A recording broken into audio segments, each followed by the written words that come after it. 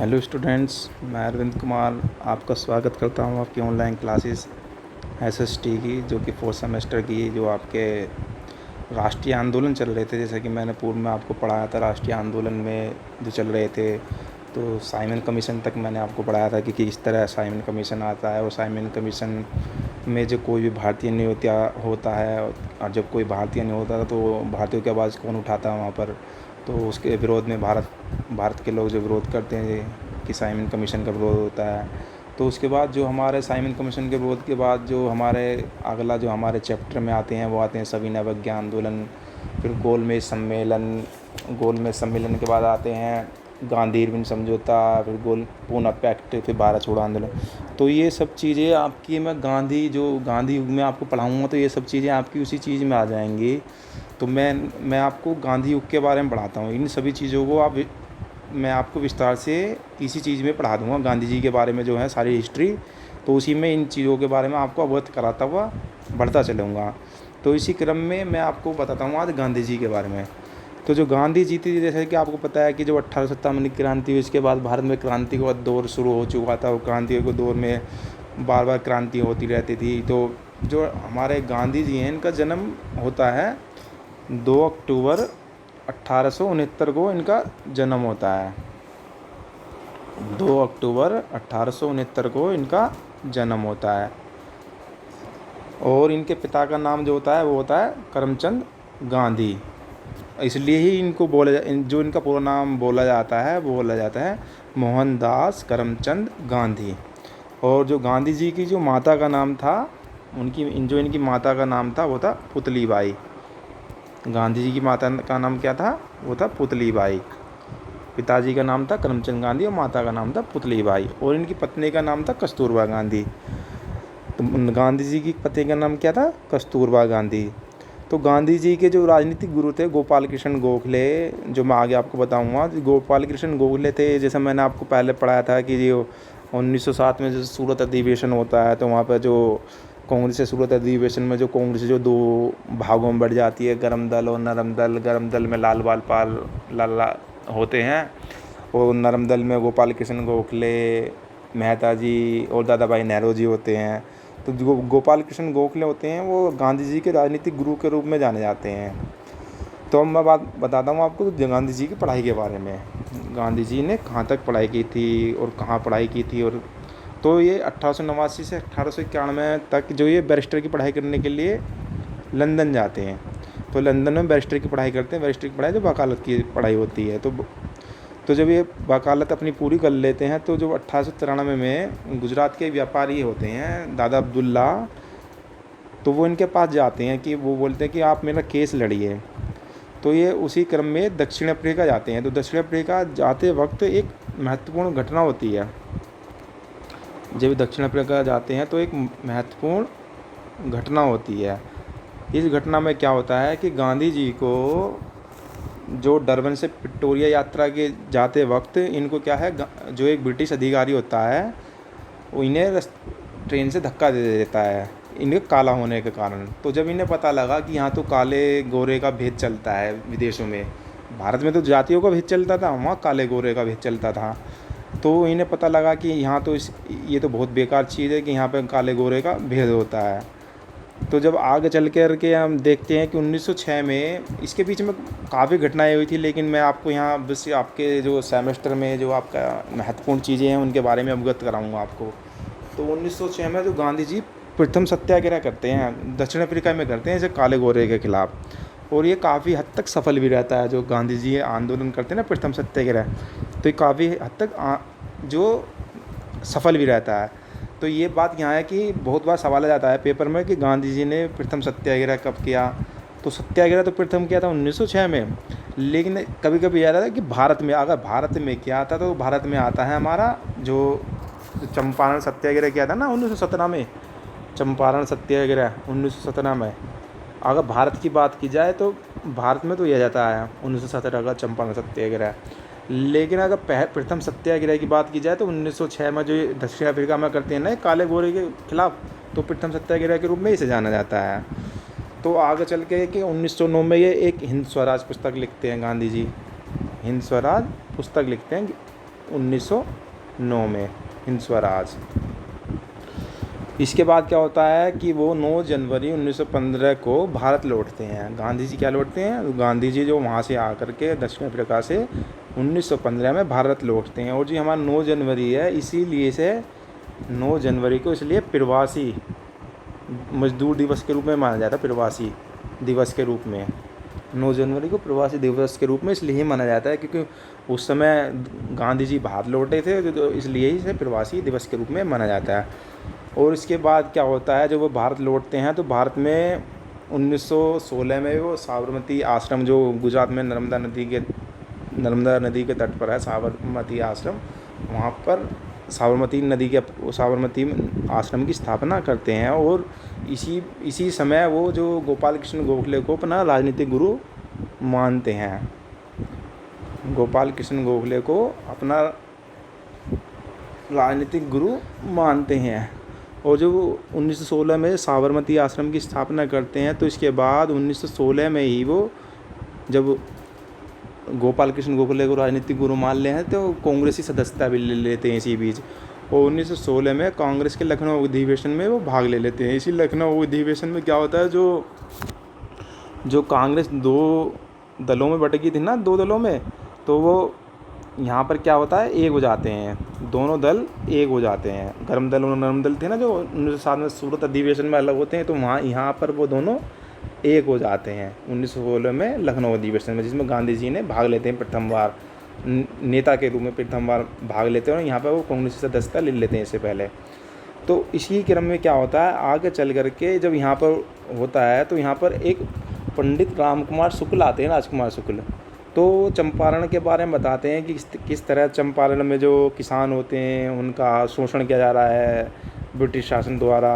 वो बताते हैं कि किस तरह से जो किसानों की ज़मीन होती है तो उसके बारे में अवगत कराते हैं, किस तरह से वह शासन चला रहे थे ब्रिटिश लोग और किसानों को परेशान कर रहे थे।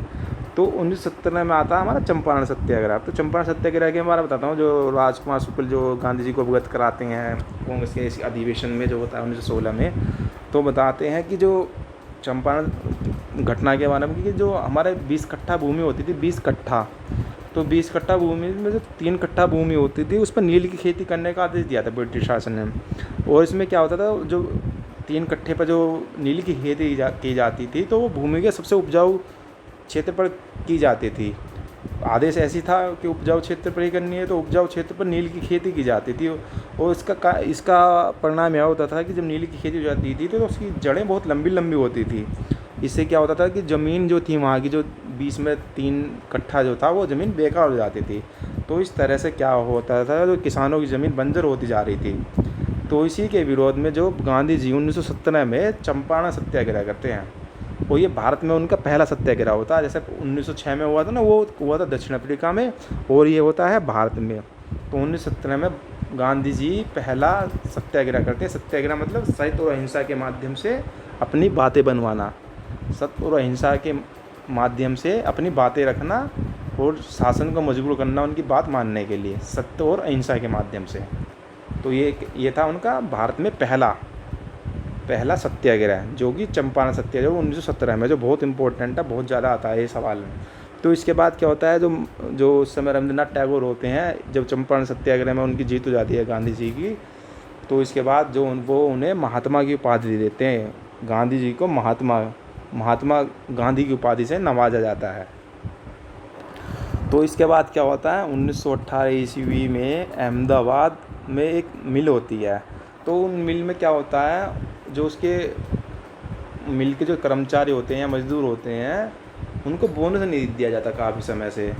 तो इसके विरोध में क्या होता है कि इसके विरोध में जो गांधी जी उनके साथ हड़ताल पर बैठ जाते हैं 1918 में अहमदाबाद जो मिल के जो मजदूर होते हैं।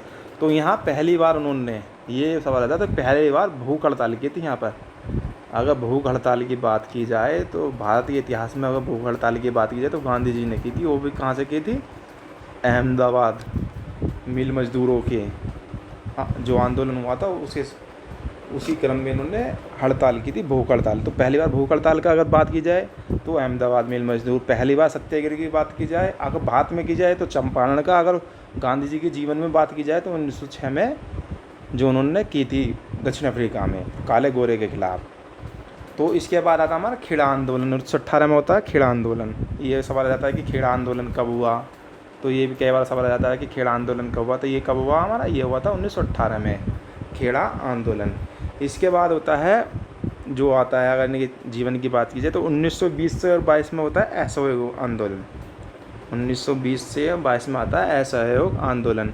अगर खेड़ा आंदोलन और असहयोग आंदोलन के बीच की बात की जाए तो इस बीच में कई घटनाएं होती हैं, जैसे जलियांवाला बाग हत्याकांड होता है 13 अप्रैल 1919 ईस्वी में होता है, जो रोलैक्ट एक्ट के विरोध में होता है। और उससे पहले खिलाफत आंदोलन चल रहा होता है। तो खिलाफत आंदोलन में क्या होता है, जो ये हमारे मुस्लिमों के जो धर्मगुरु होते हैं, जो तुर्की के खलीफा थे, उनके खिलाफ जो ब्रिटिश शासन जो उनके खिलाफ अच्छा व्यवहार नहीं करता, उनके जो खलीफा के से अच्छा व्यवहार नहीं करता, इसके विरोध में जो भारतीय मुसलमान हैं वो ब्रिटिश शासन के खिलाफ अभियान चलाते हैं। और इस अभियान में जो हमारे अली बंधु हैं, अली बंधु, वो इस आंदोलन को एक धार देते हैं और आगे चल कर के महात्मा गांधी खिलाफत आंदोलन का नेतृत्व करने लगते हैं। तो ये इस बीच की घटना है खेड़ा आंदोलन और असहयोग आंदोलन के बीच की। तो 1920 और 22 में असहयोग आंदोलन चला। असहयोग आंदोलन में क्या हुआ कि असहयोग आंदोलन जो चला था 1920 से लेके 1922 तक, तो ये अच्छा चल रहा था। उस समय तो जो भारतीय क्रांतिकारी थे उन लोगों ने गांधी जी का विरोध किया कि आप असहयोग आंदोलन चला रहे हो, इससे कुछ होने वाला तो है नहीं। लेकिन जब बाद में सफल होने लगा तो वो भी उत्साहित हुए कि हाँ गांधी जी आप अच्छा कार्य कर रहे हो। तो 5 फरवरी 1922 को, जैसे मैं आपको पिछले चैप्टर में पढ़ा चुका हूँ, 5 फरवरी 1922 को एक चोरी चोरा कांड हुआ जो उत्तर प्रदेश से गोरखपुर में होता है, जहाँ पे सत्याग्रही जा रहे होते हैं। तो रास्ते में एक चौकी मिलती है और वो उत्तेजित होकर उस चौकी में आग लगा देते हैं, जिसमें 21 पुलिसकर्मी और एक थानेदार का जल करके उसमें चौकी में मृत्यु हो जाती है। तो इससे क्या होता है, गांधी जी बहुत ज़्यादा निराश हो जाते हैं और बहुत ज़्यादा परेशान हो जाते हैं। तो इससे क्या होता है, वो 12 फरवरी 1922 को असहयोग आंदोलन वापस ले लेते हैं। और जब असहयोग आंदोलन को वापस लेते हैं तो उस समय जो होते हैं सुभाष चंद्र बोस और चित्तरंजन दास, जो राजनीतिक गुरु थे उनके, बोस के, और मोतीलाल नेहरू और लाला लाजपत राय खूब मना करते हैं गांधी जी को कि गांधी जी आप आंदोलन को वापस मत लीजिए, यह आंदोलन बहुत अच्छा चल रहा है। लेकिन गांधी जी किसी की ना मानते हुए, क्योंकि उनका मानना था कि उनके जो आंदोलन होते हैं वो सत्य और अहिंसा से होते हैं, जिसमें अहिंसा का कोई महत्व नहीं है। लेकिन जो सत्याग्रही अहिंसा कर देते हैं, पुलिसकर्मियों की हत्या कर देते हैं, तो इनसे जो उनका आंदोलन होता है सत्य और अहिंसा का, वो टूट जाता है। सत्य और अहिंसा का टूट जाता है वो, क्योंकि वो उस हिंसा को नहीं मानते थे, वो अहिंसा को मानते थे। तो इससे क्या होता है, वो अपना आंदोलन वापस ले लेते हैं 12 फरवरी 1922 को। तो इसके बाद क्या होता है, 1924 में अगर बात की जाए तो जो गांधी जी हैं कांग्रेस के अध्यक्ष के रूप में बेलगांव अधिवेशन में भाग लेते हैं और अध्यक्षता करते हैं 1924 में कांग्रेस के अध्यक्ष के रूप में। और हाँ, इसी जो असहयोग आंदोलन की समाप्ति के बाद जो ये होते हैं मोतीलाल नेहरू होते हैं और चित्तरंजन दास होते हैं ना, ये क्या करते हैं, गांधी जी से अलग राय बना लेते हैं और उनसे एक अलग पार्टी बनाते हैं। गांधी जी से अलग राय बना लेते हैं और एक अलग पार्टी का निर्माण करते हैं, जैसे स्वराज पार्टी की स्थापना के नाम से जाना जाता है 1923 में, जिसकी स्थापना की थी मोतीलाल नेहरू और चित्तरंजन दास ने। इनका मानना था कि जो 1919 में जो आया था ना मांगटेंगू चेम्सफोर्ड कानून जो आया था, तो उसमें क्या था कि भारतीयों को भी चुनाव में भाग लेने की परमिशन दे दी गई थी, कि भारतीय भी चुनाव में परमिशन मिलने पर भाग ले सकते हैं। तो जब उन्हें भाग लेने की परमिशन मिल गई थी भारतीयों को, तो इनका मानना था कि स्वराज पार्टी के माध्यम से वो अपने कैंडिडेट चुनाव में उतारेंगे और जीतेंगे और ब्रिटिश शासन में अपनी बातें रखेंगे कि किस तरह से ब्रिटिश लोग भारतीय लोगों का शोषण कर रहे हैं। तो इसी उद्देश्य से मोतीलाल नेहरू और चित्तरंजन दास ने 1923 में स्वराज पार्टी की स्थापना करते हैं, गांधी जी से अलग होकर, क्योंकि गांधी जी ने असहयोग आंदोलन वापसी ले लिया था उनसे अलग होकर। तो इसके बाद आता है, अगर महत्वपूर्ण घटनाओं की बात की जाए, जैसा कि हम इस चैप्टर में सिर्फ महत्वपूर्ण घटनाओं का वर्णन कर रहे हैं, तो सविनय अवज्ञा आंदोलन होता है 1930 में। तो ये सविनय अवज्ञा आंदोलन जो होता है, जो मैंने बताया था कि 1927 में साइमन कमीशन आता है, तो साइमन कमीशन में कोई भी भारतीय नेता हो तो उसका विरोध करते हैं भारत के लोग जो होते हैं। तो साइमन कमीशन के विरोध में, और यहाँ पर क्या होता है कि जो हमारे जो गांधी जी होते हैं 1930 में, जो तत्कालीन वायसराय होते हैं, तत्कालीन वायसराय इरविन होते हैं, इरविन, तो इरविन के समक्ष 11 सूत्रीय मांगों को लेकर के जाते हैं कि हमारी 11 सूत्रीय मांगों को मान लीजिए। लेकिन लॉर्ड इरविन क्या होते हैं, वो गांधी जी की बात नहीं मानते हैं, उनकी बातों को अनसुना कर देते हैं।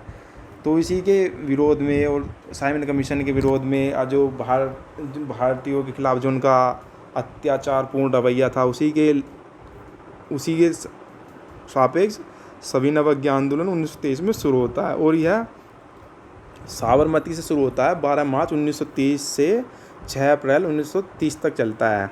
क्योंकि उस समय जो नमक पर कर लगा दिया था, ब्रिटिश शासन ने नमक पर कर लगा दिया था, तो इस कर को ख़त्म करने के उद्देश्य से वो 12 मार्च 1923 से 6 अप्रैल 1930 तक चलते हैं और पैदल यात्रा करते हैं इसके विरोध में। साबरमती से दांडी तक पैदल यात्रा करते हैं।